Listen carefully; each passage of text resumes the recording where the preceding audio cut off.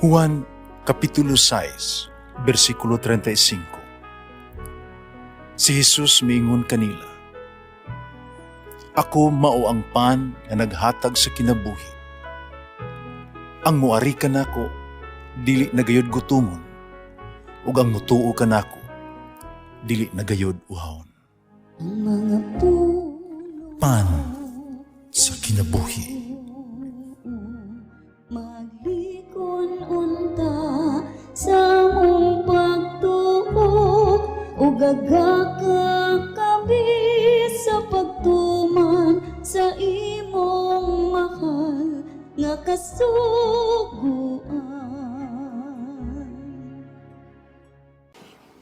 Ang Ginoo na kaninyo. Santos Ebanghelyo sumala ni San Lucas. Gitigom ni Jesus ang napulog duha ka tinun-an o iyang gihatagan sila gahom o otoridad sa paghingilin sa tanang mga yawa, pag-ayo sa mga sakit. Nga iyang gisugo sila aron pagsangyaw bahin sa gingharian sa Dios o pag-ayo sa mga masakiton. Mingon siya kanila, "Sa inyong panaw, ayaw kamo pagdalag bisan unsa, ayaw pagdalag sungkod, di puntil sa limus, ni pagkaon, ni salapi, o bisan pagganig, idisan. Bisan asang balaya kamo dawaton, pabilin kamo dito hangtod sa inyong pagbiya ni adtong lungsura. Bisan diin, ang mga tao dili mo dawat kaninyo, biyahe ka ng lungsura, o taktaka ang abog sa inyo at dili na paagig pasidaan kanila. Nagikan ang mga tinun-an o miadto tanan nga sa balangay. Nagsangyaw sila sa mga balita, giayo nila ang mga masakiton." Ang Ebanghelyo sa Ginoo. Pasalamati ang Ginoo kay siya maayo, ang iyang gugma mulungtad hangtod sa kahangturan. Pasalamati ang Diyos sa tanang mga Diyos, ang iyang gugma malungtaron. Pasalamati ang Ginoo sa mga Ginoo, ang iyang gugma balungtaron.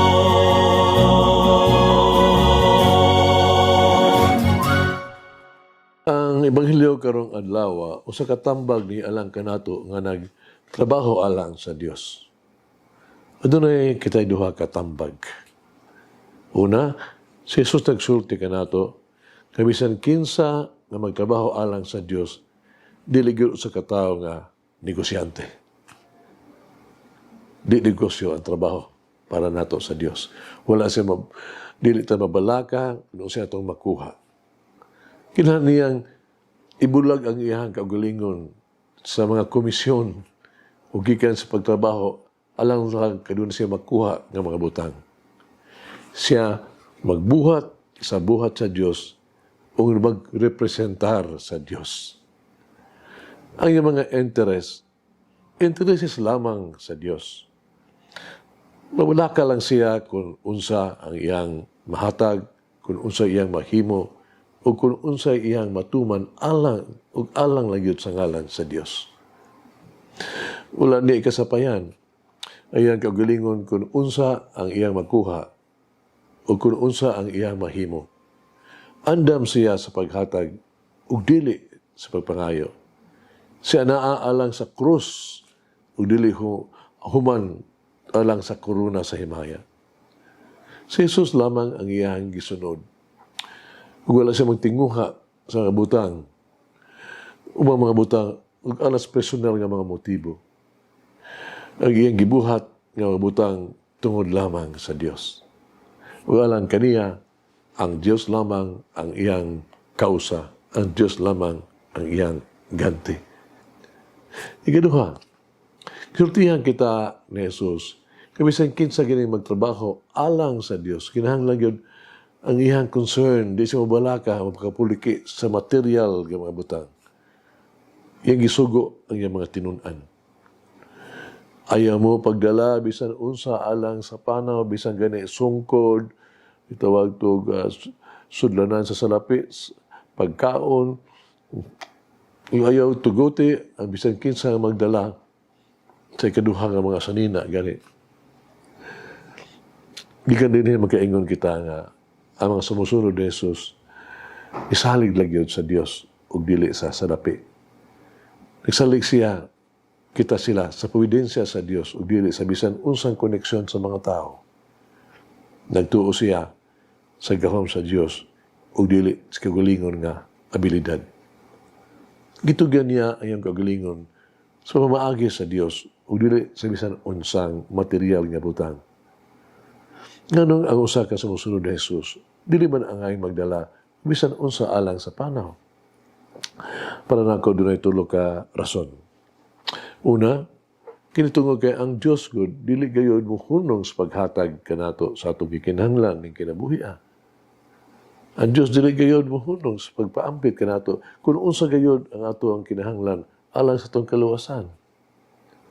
God provides. Ang Dios maghatag usay kulang sa atong kinabuhi. Ang Dios labo pa ka ego is enough. God is enough for us. Ikaduha, sa katawag sa usa ka kinabuhi nga yano, simple. Busa ang kaluho o mga pribilehiyo dili kini makabuta kanato. Dili kita makita sa dalan paingon sa langit. Ang material nga mga butang kinahanglan dili makabalda kanato sa pagtuman sa tuang tawag o sa tuang pagsalig kadto sa Dios. Ang yutan o mga kaharuhay, mga ganti, kinahanglan dili ikupromeso ang atuang motibo sa pagserbisyo o pagsakripisyo alang sa tong katawhan. Maghago kita alang sa Dios tungod sa gugma alang kaniya o sa iyang katawhan. Magtrabaho kita alang sa Dios aron madala sila ngadto kaniya. Ikatulong rason kini mao. Usa kini kagamhanan mensahe katong we only take heaven as our reward. Langit ingon lang mo'y atong bugtong nga ganti sa kinabuhi. Ato ikonsiderar nga ang Dios mao ang ato ang labing dako nga ganti. Atong gikuha sa Jesus ug ang iyang krus isip atong purong-purong sa maya. Ang dili pagdala sa bisan unsa alang sa panaw mo katong praktikal nga mensahe nga gusto natong maangkon nining kinabuhi mga buhat sa Dios. Ang gusto natong maangkon mo lamang ang langitnon nga pabor sa Dios. Ang gusto natong maangkon sa tuang yutan ang kinabuhi mao si Jesus ang iyang krus ug ang gusto natong ipaampit sa uban si Jesus lamang. Busa ang sumusunod ni Jesus di lamang mo trabaho representar kang Jesus. Yung gibuhi si Jesus sa iyang mga pulong o mga buhat. Ang makita sa mga tao mao nga si Jesus nagbuhat pinaagi kaniya.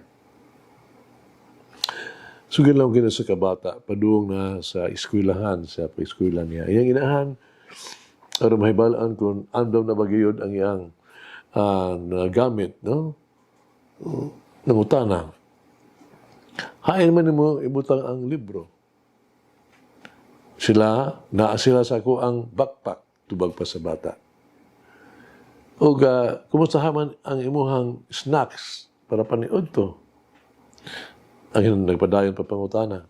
Ang bata mitubag, nasa ako ang lunchbox. No? Ang imong kwarta, asan mo ibutang? Ningon ang inahan. Nasa akong pitaka. Itubag ang bata. Ang inahan ng mata na pag-usap, hain man ang mga tambag ni mami nimo ibutang.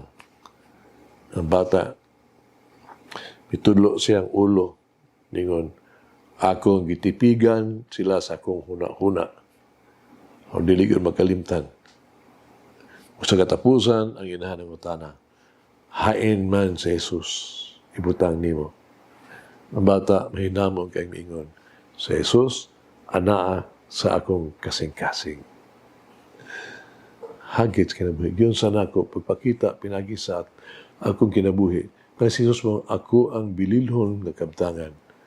Ako ang bugtong tinuol nga bahandi ni ining kinabuhi. Kaampo kita. Minahal nga Ginoong Jesus. Among kanunay, natig pa talipod, ug tigsangkap. Ikaw akong gusto. Ikaw ako ang kuptan. Uban kanimo akong luwas. Uban kanimo ako puno ug matagbaw. Minahal Ginoong Jesus, among kanunay nga tigpanalipod ug tigtagana. Ikaw ang among bakandi, among tanan. Ikaw ang among gikinahanglan ning kinabuhi wala nilain. Amen. Mama Mary, grant me the grace to always trust fully in the divine providence. Malangin ang Diyos magagahom sa tanan, Amahan, Anak, Espiritu Santo. Amen. May the Lord of the divine mercy bless us all, heal us from all diseases and suffering. Ayun unta niya kita, tanang mga sakit na sa lawas o sa kalag, body and soul. In the name of the Father, the Son, and of the Holy Spirit. Jesus, I trust in you. Amen. Whoever eats the bread of life will never hunger, says the Lord. Kay galaan inyong nabati ang pagpaambit ug hamubong pamalandong sa pulong sa Dios pinaagi sa tulumanon.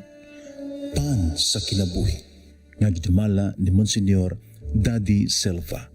Hangtod na usab sa sunod higayon, daghang salamat.